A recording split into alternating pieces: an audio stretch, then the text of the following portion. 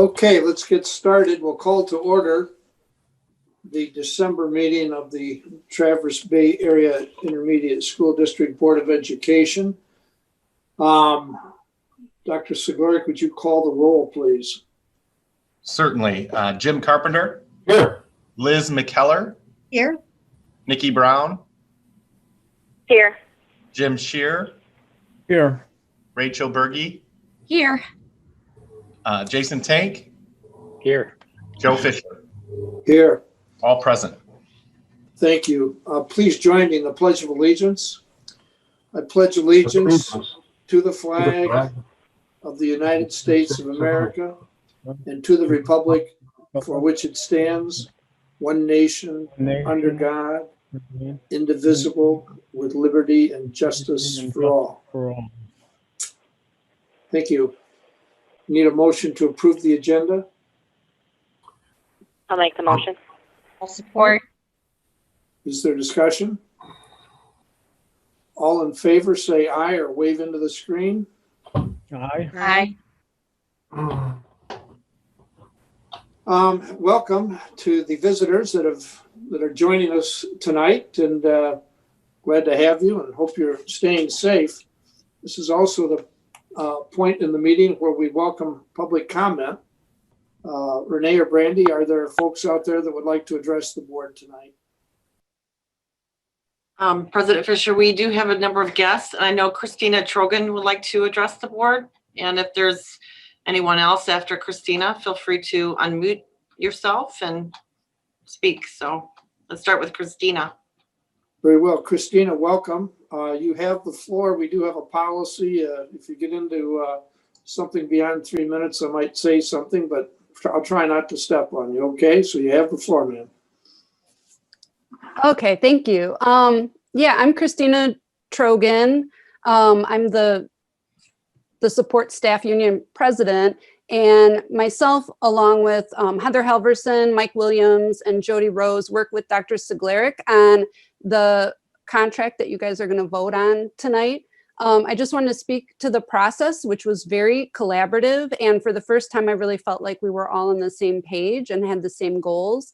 Which are to retain the highly skilled staff that we have and attract new employees with a wage that better reflects the work required. As far as the process, we felt very heard and appreciated, and I wanted to thank Nick for his leadership on that. And I want to thank you all in advance for your financial commitment to us. I don't think I'm exaggerating when I say that this contract will change lives and will ripple through the organization in such a positive way. So I just wanted to say thank you for that. That's all. You know, you can have 10 minutes if you keep talking. Thanks so much. You really appreciate those remarks. Brandy or Renee, anyone else? If anybody would like to unmute themselves, please feel free. We'll wait a couple minutes.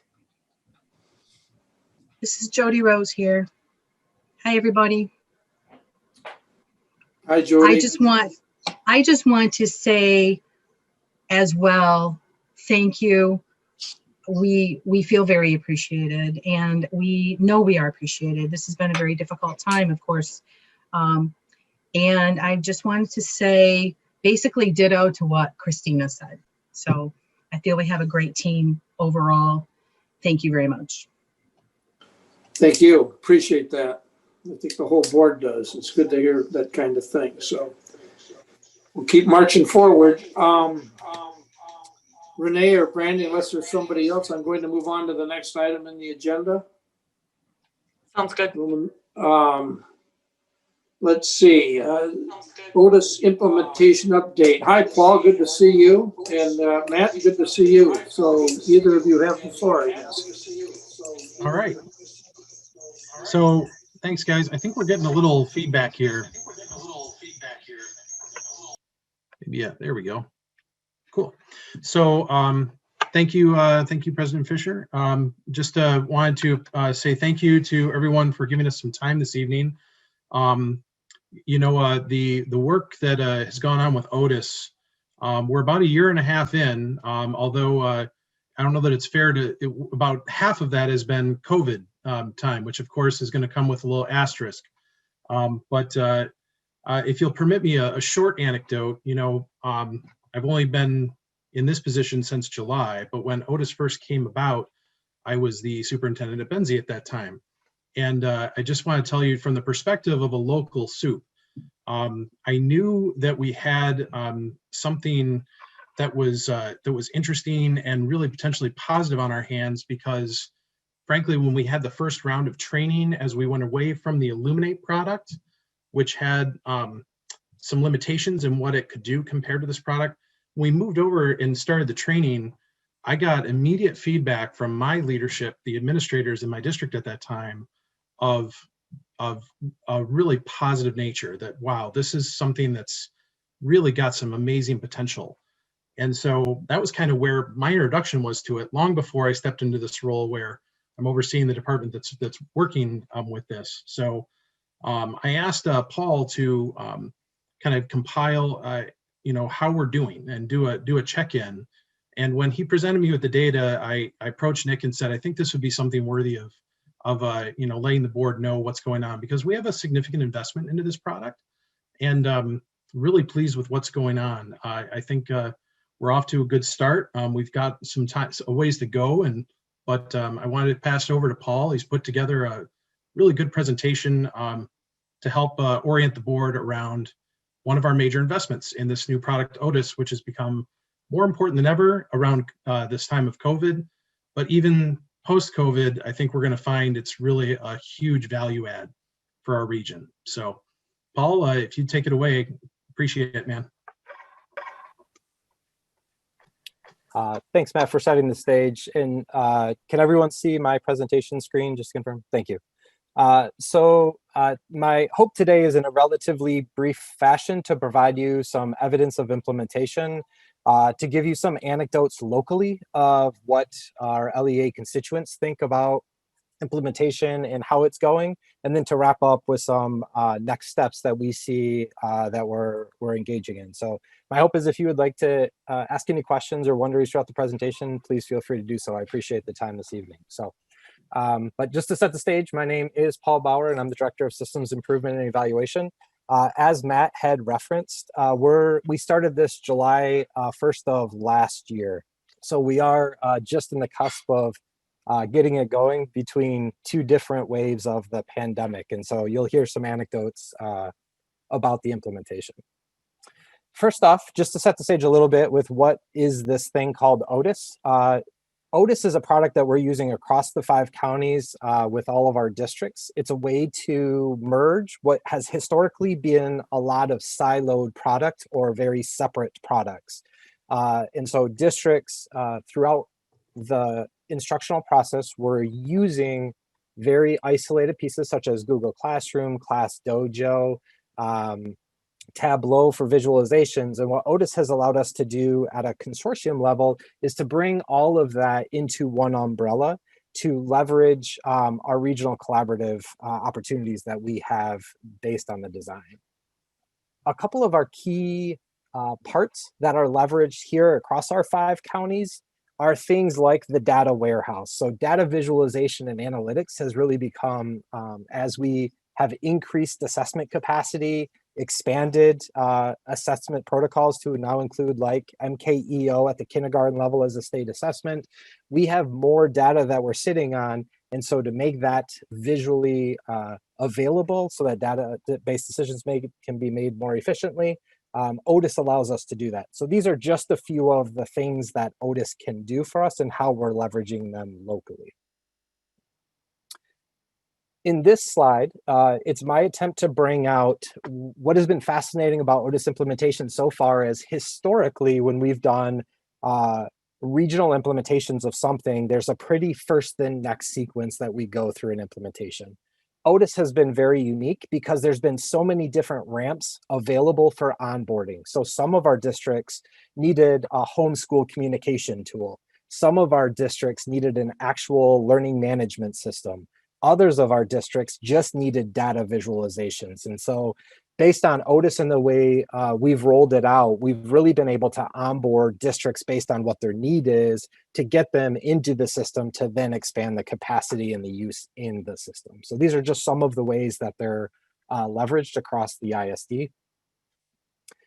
And these are just a couple of quotes, and I won't read them. I'll speak to the themes, but feel free to read them. Part of our process is to evaluate implementation, and so we surveyed our local users, and these are some themes that stood out around the implementation. Definitely one-stop shop was a reoccurring theme.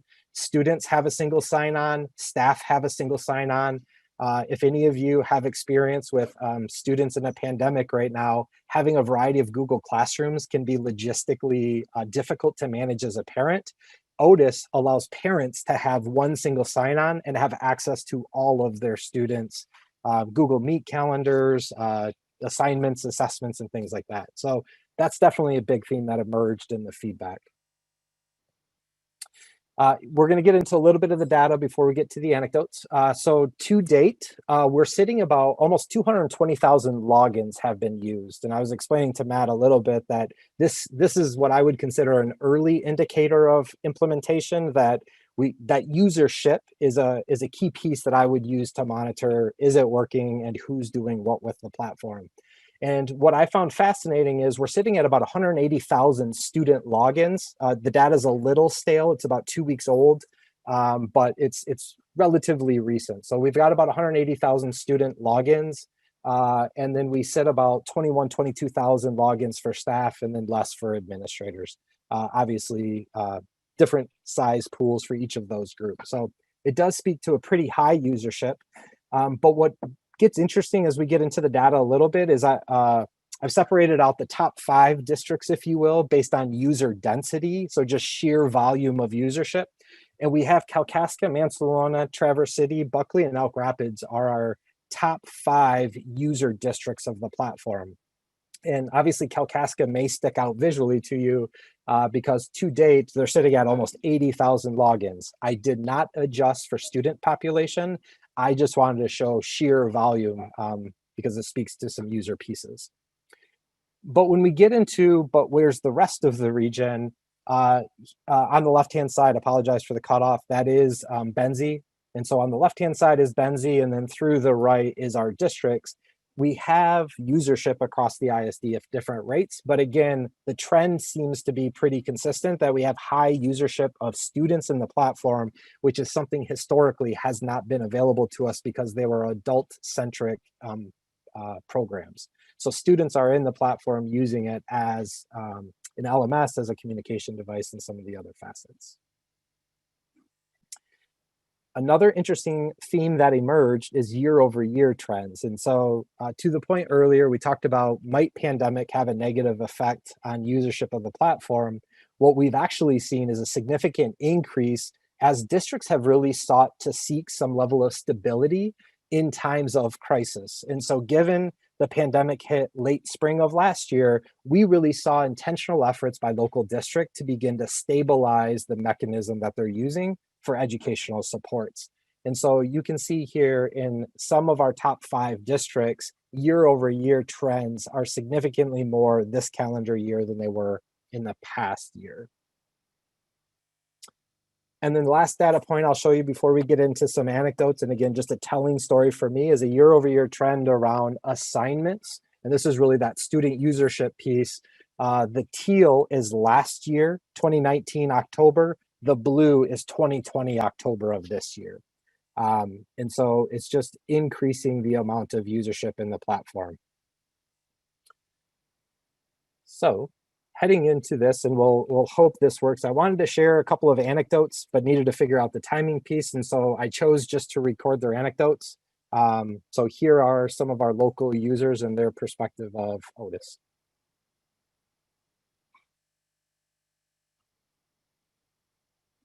Larry Rager. I'm the principal at Mansalona Middle School. I'm Ryan Moore, principal at the middle school in Kalkaska. So my name is Kip Knight, and I have been a teacher with the Elk Rapids District for 24 years. I'm currently a 3rd grade teacher and have had a great year so far, even with these interruptions. So Jessica Heron, superintendent at Buckley, as well as the principal for preschool through 3rd grade.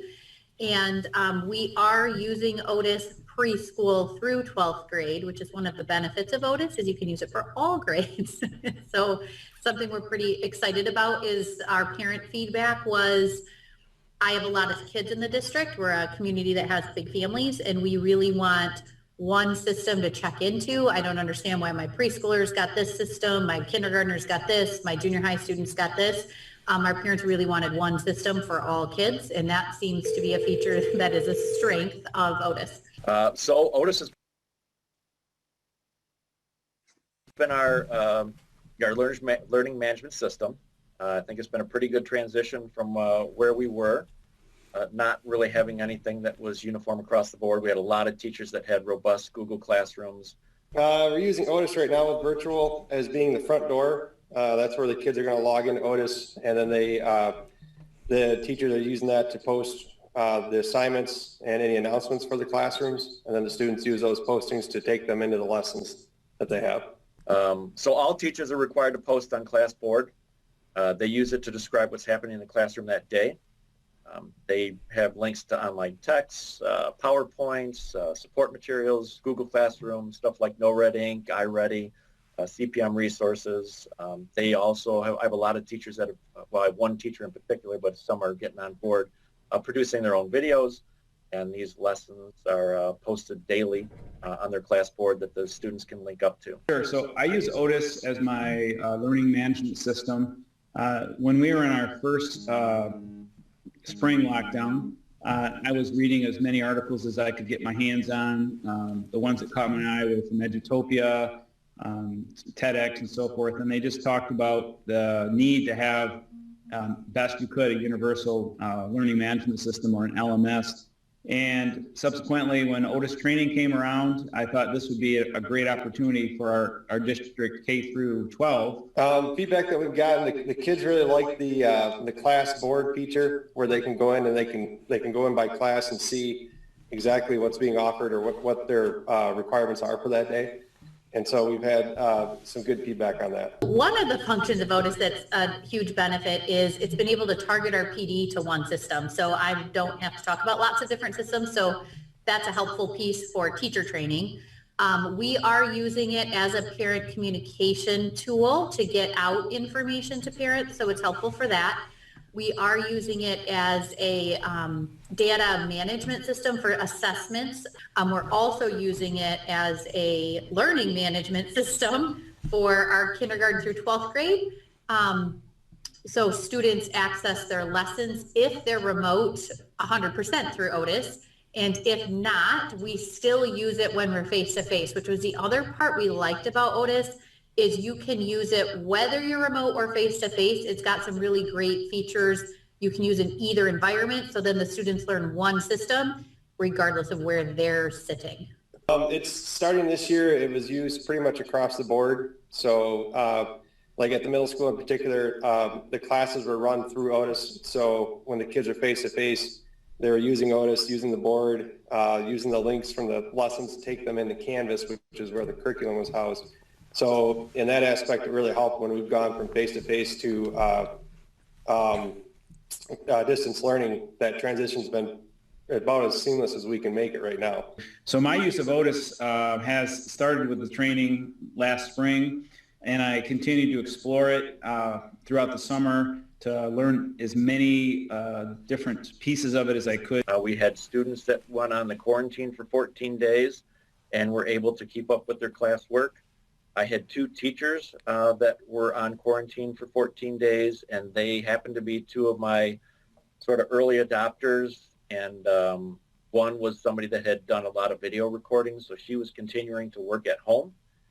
She was able to Zoom in, facilitate classwork that was happening in the classroom. So we had a substitute in the classroom just managing the kids, and everybody was on their Chromebooks and able to do what the teacher had facilitated for that day. So that was sort of a seamless way to teach, even though she wasn't there. Without Otis, I don't think that would have been able to do that. It's for sure a necessary part of education now, not even because of remote or because of the COVID situation, but we have to be able to reach students when they're not in the building. And we have to be able to use that data analysis piece regardless of where students are receiving that instruction. I see the value of Otis and the digital platform as being something that can be sustained even with face-to-face learning. That's how I see Otis continuing its position, is to have a presence in regular ed classrooms past pandemic, past lockdown, where there is an adequate place to store lessons, to create lessons, assessments, just all the pieces that we need in our profession. So I just thought it was important, given some of the data we start off the conversation with, to also bring the voice of our local districts to the table so that you could hear experiences from teachers, from principals and superintendents to share some of their stories and also some of the unique solutions that they've engaged with, such as Mr. Rager's experience of having a teacher zoom into their own classroom and have someone facilitate. So with that being said, there are some next steps. And so I would consider us, while we're into this a few years, thinking about initial implementation into full implementation, when we think of both improvement and implementation science together, there seems to be some targets right in front of us that we should work on, which is number one is we're continuing to work on increasing the amount of local Otis certified educators. This is a formalized sequence training that we've put on since the summer to ensure that we have skills and knowledge and capacity built with our local staff. We also meet basically every other week with the Otis key development team to modify and enhance the products that are on their storyboards moving forward. And so part of the conversations we've started to have with our local districts is bringing these deep implementers to that table to make sure that next level of improvement is available based on our LEA's voice in that process. A piece that we haven't spent too much time talking tonight around, but I wanted to make sure you were aware, is because it's predicated on Google use, that all of our teachers across the ISD can collaborate with one another. So if someone designs lessons or assessments, they can share those across the region, which has been something noted in our smaller district of huge capacity help.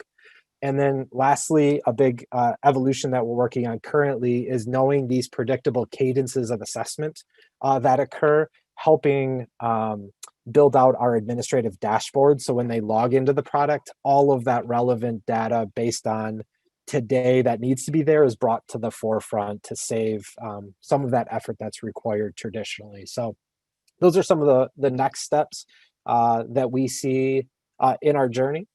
And in closing, the last thing I would say is kind of a two-pronged approach. Number one, most important in my mind would be appreciation to the board and to TBA leadership around supporting this effort.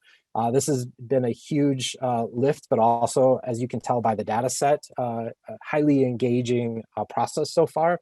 And the other piece, obviously, is at the back of this conversation is just a huge thanks to the team that I get to work with. So instructional services team has done a heavy lift to this, and we wouldn't be there without the work and effort of that team as well. So just an appreciation for the work so far and looking forward to the work to come.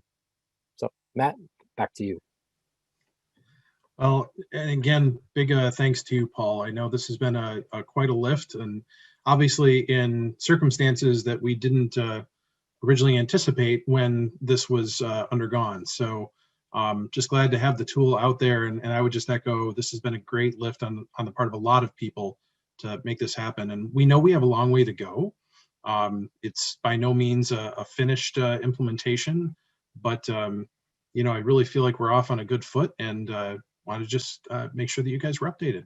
So if you have questions or whatnot, I'd open it up to that at this time. I have a question, as usual. Can you guys hear me? What is the cost of this program? And I assume that we're covering all of it, right? And just distributing the value out to the locals. So on that one, I'm going to ask Paul or Linda if they might have the number. I don't know the number off the top of my head. Yep, that is about an annual cost of $147,000, and that was a 3-year initial investment. So 50,000 a year kind of. No, or 147 per year for per 3. year. Yeah, that's quite an investment. That's wonderful. And the locals don't cover any of that, right? That's all us. That is correct. Sounds good. Thank you. So I can hardly imagine what it took to load all the information into this platform. And it does so many things so well. Hats off.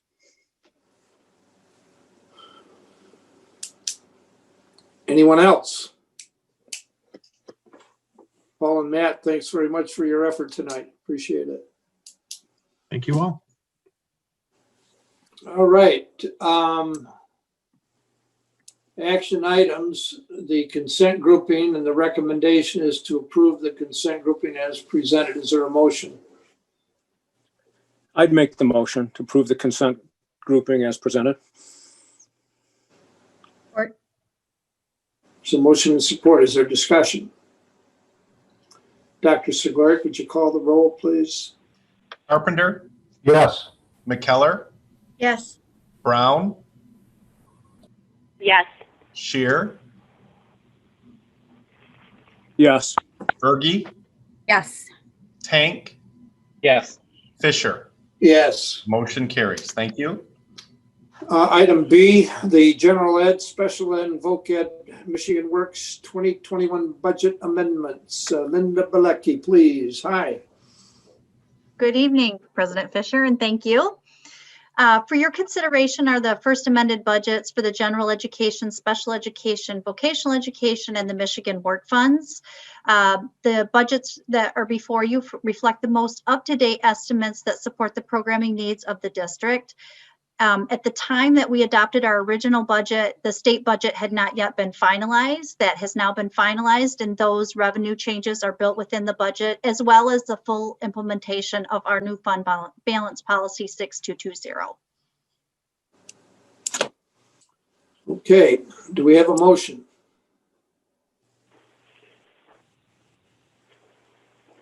I'll make the motion. Thank you, Jim. I'll support. All right, we have a motion support. Discussion.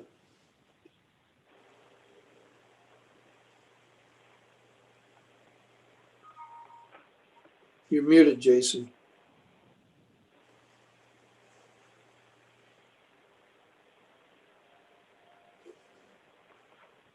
Okay, now I'm not unmute. I'm not muted now, right?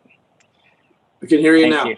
Yeah, I'm like an expert at this. I have 3 screens and my mouse got lost. So anyway, I just to clarify one thing, and I did ask Nick a couple questions on this, so I apologize for adding more. But the outgoing transfers and other transaction line that shows up across all 3 of these, am I right to assume that within that line we have either outgoing transfers happening to locals in some cases, or outgoing transfers going to capital projects that sort of slices off the budget to the fund balance policy of 12%? Is that what's happening? You sort of have embedded in there some sort of shift to capital projects to bring it down to 12 magically. I mean, I say magically, I'm saying purposely bringing it down to 12. Where it goes, we don't know necessarily by looking at that line. That is correct. And whether it is a transfer to our local districts or if it is a transfer to the capital projects, they all are within that line item based on state accounting rules. Okay. So we just allocated that piece, and where it lands will be based on our on the policy. First, we look at the capital project needs, and then we would decide after that. Okay. So right now, it's sort of, am I right? And I'm sorry to say that I don't know what happened with my life, but I didn't read every single line of all of your narratives, but I'm going to, out of respect for you, just so you know, Linda. Thank you. Within those numbers, it basically is a placeholder, correct? In terms of where it's going. At this point, we don't know where it's going. We just have a placeholder that it's going somewhere outside of this.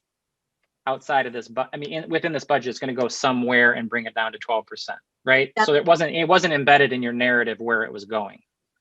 Right, because it's not known at this time until we actually get our updated capital projects needs assessed. Very good. Very good. Thank you. Further questions? Dr. Seglark can call the roll, please. Carpenter, Yes. McKellar, Yes. Brown, Yes. Shear, Yes. Berge, Yes. Tank, Yes. Fisher. Yes. Motion Item carries. C, recommendation, Strong Beginnings Research and Demonstration Project Grant Contract. Again, Linda Balecki, please. So this request is a result of Yvonne Donahoe actually writing for a grant. And the Strong Beginnings Research and Demonstration Project Grant represents a contract with Clinton County RESA for expanded early childhood services in the region. The grant is for $381,000 plus additional transportation dollars for the for the ISD to partner with districts and local community partners to operate 3-year-old early childhood programs. So that would be in addition to 4-year-old programs within the ISD. And we're asking for your support of the contract and grant opportunity to support the initiative in the region. Is there a motion? I am thrilled to make the motion on this one. Support. All right, we have a motion and support. Discussion.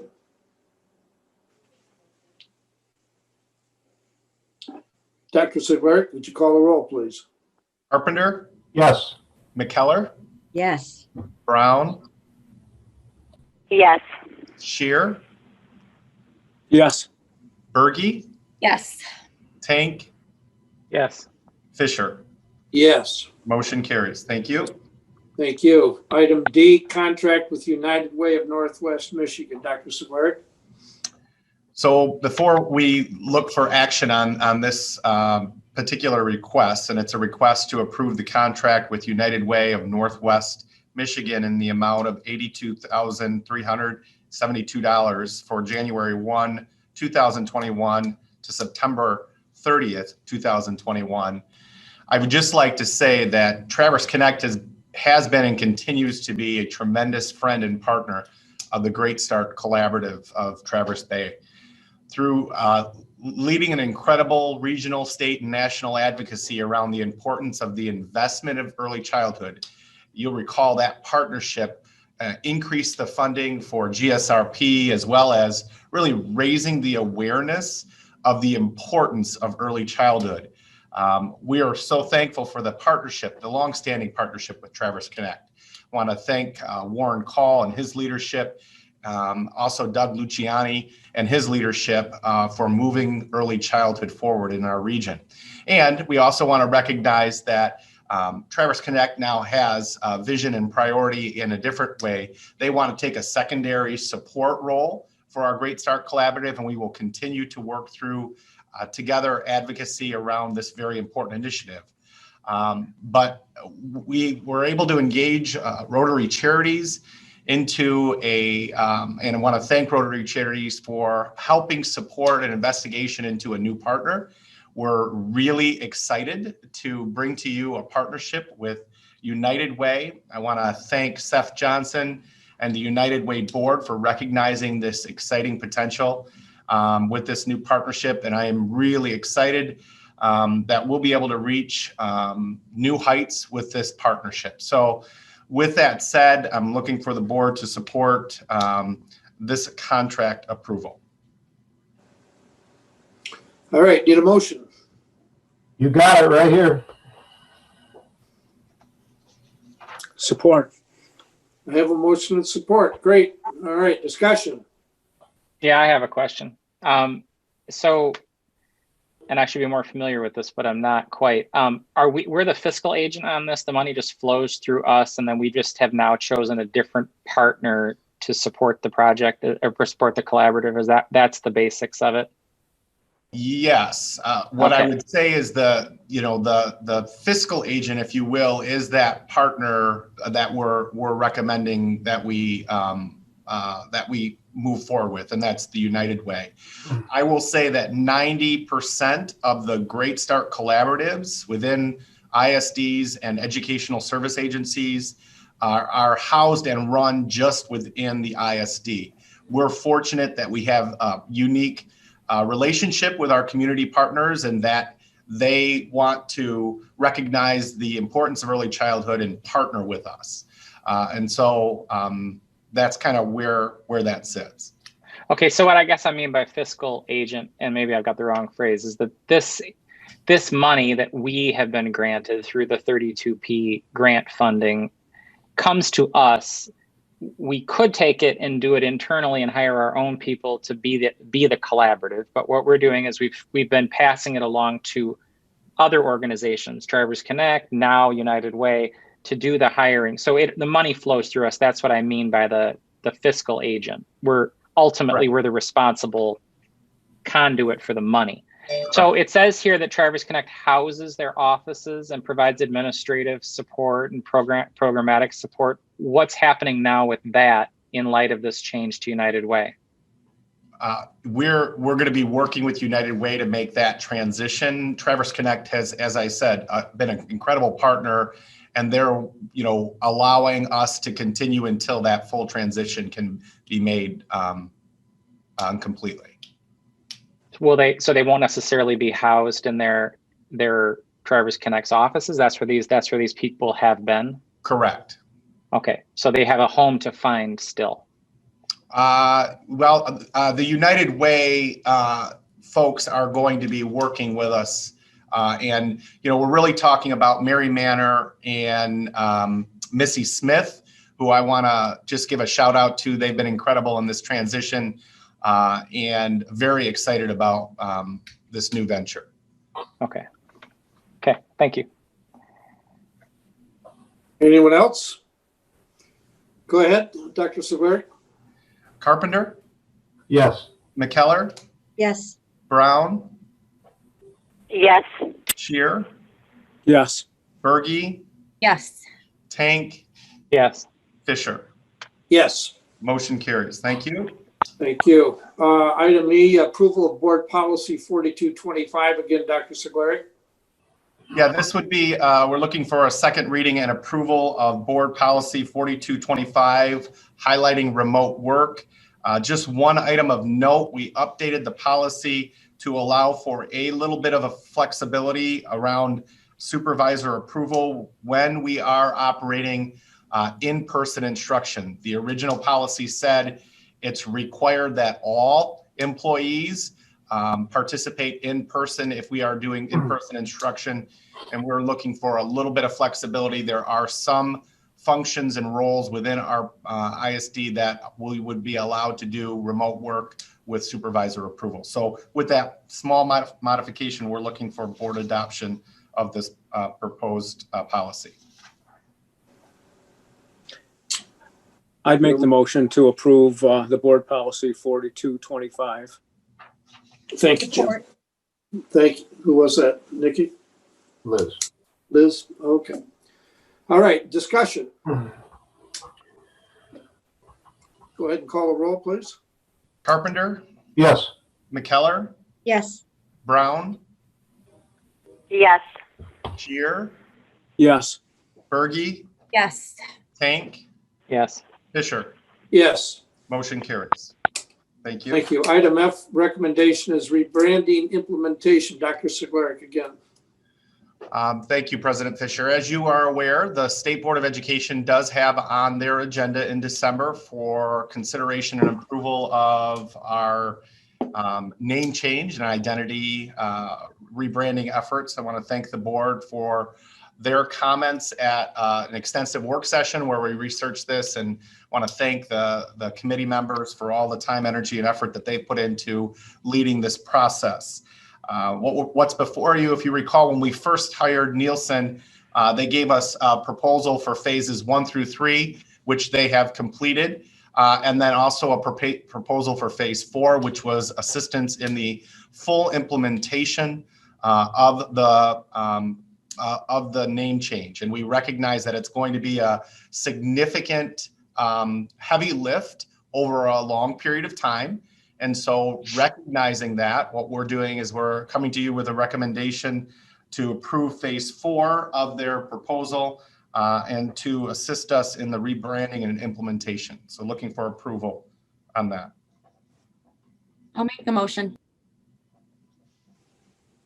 Support. There's a motion and support. Is there discussion? Go ahead. Carpenter, Yes.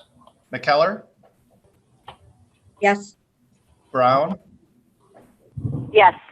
Shear, Yes. Berge, Yes. Tank, Yes. Fisher. Yes. Motion carries. Thank you. Roman numeral 4, information items, reconfirming instructional delivery methods consistent with preparedness and response plan. Dr. Segleri. Thank you, President Fisher. So we are at a point every month that we have to provide you an update on our COVID-19 preparedness and response plan, our extended continuity learning plan, and the method and mode of instruction consistent with those plans. I'm happy to report that the attendance, two-way attendance and participation of our students that we have responsibility for is in the 96% range. And so I think that's a testament to our staff that are doing everything they can to connect with our students, especially during this 3-week pause. I want to also update the board that we continually meet with our health department and medical professionals on a very regular basis. It's at least 2 to 3 times a week as we go through the numbers and get their guidance. We continue to monitor the regional, state, and national data. And we want to also recognize that we, by our nature, are a service agency, and that we have to reflect the needs, desires, and modes of instruction that our local districts are participating in as well. At this point, we recognize that during this 3-week pause, many of them are still engaging in K-8 or K-5 instruction face-to-face, and I want to thank our staff, specifically our itinerant staff, that are still being responsive to the needs of our local districts. And we will continue to serve as a service agency and make sure that we are responsive. At this point, we are continuing to re-engage or planning to re-engage in face-to-face instruction on December 9th. And that's at this moment in time. We recognize that that could change based on executive order or orders from the Department of Health and Human Services. I also would like to share with the board that we'll continue to work with our local school district leaders. We have a meeting on this Friday, and we're going to be, it seems like we're meeting often, which is good. It shows that our local school district leaders want to collaborate and communicate and make sure that we're working together. So at this point, it is an informational item. We are not requesting any action of the board. We continue to move forward in consistent language with our COVID response plan. Happy to take any questions. Yeah, I'll ask questions. Can you give me an indication of what the health department and other medical professionals are saying about the trajectory of the data that we're monitoring since the pause? So the regional data, and as reported today by the governor's press conference, as well as Dr. Janae Caldoun, that our region consistently is outperforming state metrics with things like percent positivity and cases per million. They are concerned with what the effects of the holiday weekend or the holiday Thanksgiving holiday will be. We recognize that the incubation period is such that we will not have a clear picture about that. And so it is really premature to predict what that might be. And I will also share that we do have the uniqueness of our region is that we have 5 different counties. And so we have several different health departments that we're working with. Several of the health departments have made a very strong statement around the importance of face-to-face learning with respect to trying to meet the needs of our students. And that would be the ideal situation if the data supports that. And at this point in time, they are still recommending that we continue in that fashion. Thank you. In addition to that, did you have you gotten any indication about their contact tracing capabilities, and as well as that, is their the testing turnaround time and the trend in that, given that those are two, highly important tools for our community? So I'd like to hear a little bit about what you're hearing about that. So we did just get off the call today and asked that very question. Specifically, the question that we asked was around with the vaccine imminent. We were concerned around the capacity of the health department to organize and ensure a vaccine plan, distribution plan, when that becomes available, and continue with the necessary mitigation strategies of contact tracing. And we were informed that they have separate teams working on those very issues, and that they will continue to prioritize long-term care facilities and schools that are engaging in face-to-face learning with respect to contact tracing. They are undermanned. They are with increased cases. We recognize that they are strained, but I just so value and appreciate the individuals that we're working with in our health department. They are working extremely hard, and I can assure you that they are prioritizing schools, but we are seeing a bit of a delay, and we've committed with the health department that we will continue to partner with them and help them try to identify potential or give them information necessary for them to identify who might be close contacts and require quarantine. Okay. Absent, I will follow up with this, absent of not being able to dedicate the time necessary to do appropriate contact tracing, if they have a school-associated case, they will err on the side of caution, and we will partner with them to pause for a day or two or whatever time is necessary for them to complete the contact tracing to the utmost. So I just want to assure you and the board and our community that this is going to be a priority, and we are going to try to get it right. We will. Okay. Any commentary on testing turnaround time trends? Well, with the increase in number of cases, obviously there's an increase in demand of the number of testing. And so this continues to be a concern with our community, with our health departments, with our medical. And again, I'll give a shout out to Dr. Nefsi, Chief Medical Officer at Munson. She has been wonderfully cooperative and helpful to us. She's been sitting in on our calls. She's got a very keen awareness of the testing capacity and continues to push for additional testing. It's a concern and something that we continue to work with our medical professionals to try to address. Okay, thanks. Further discussion items, anything there? We'll move on to your report, Dr. Sigleric. Thank you, Dr. President Fisher. I'd like to just do a couple quick items. Appreciate the board's time. We are trying to organize a MASB new board member training. It's a CBA 101 that will be held on December 12th. If we are able to get enough participants, I want to thank Renee for trying to facilitate that. And it looks like we have enough local interest. I think the number was 12 and we might be at 13. But we would offer that to any of our board members that want to participate. Again, that's going to be December 12th. Likely time slot would be 8 to about 3:30. It is a Saturday. But just wanted to invite you, if you're interested, please reach out to Renee. Again, that would be mainly for new board member training, but it's open to anyone. And the other item that I want to do a couple thank yous. Thank you to Paul Bauer and his team and Matt Olson. I appreciated the update on Otis. It was a very important investment within our region. I want to thank the board for their support of that. And as you can see, we'll continue to provide you information on the use and viability of Otis as a platform.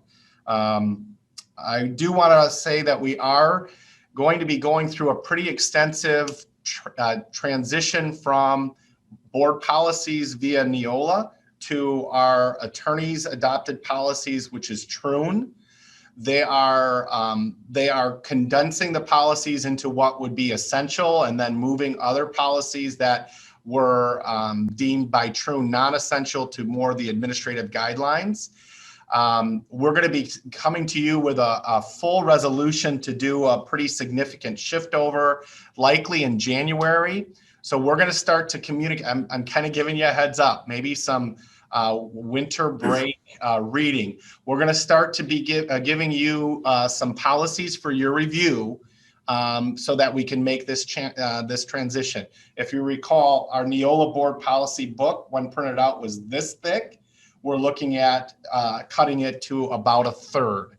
And so we'll be sending those out and trying to get you an opportunity to review those, and want to make sure that we capture all of the, specifically all the unique policies and policies that we've recently adopted, ensuring that those are still there. So with that, I think that is all about my report. Thank you. Any board member reports or requests? Yeah, I request that Jim Shearer reads that big, huge, thick, neat thing and gives us an executive summary. Thank you. I'll welcome. work on it, Jason. Thank you. Are there any meaningful board member requests? All right, we need a motion to go into closed session under section 8C of the Open Meetings Act for the purpose of negotiations. I'd make the motion to go into closed session. Or There's a motion and support. Any discussion? All in favor with aye? aye. Aye. Anyone opposed? Aye. Was that a late aye for in support or opposed? I will assume that that was in support. All right, Brandy or Renee, are you technically have us isolated yet? Not yet. If you can just wait for a few minutes. And I think for those that are attending the meeting, what will happen is that you will be placed in a waiting room until the board has an opportunity to review items in closed session, and then they will come out of closed session and consider the motion to approve the support staff contract.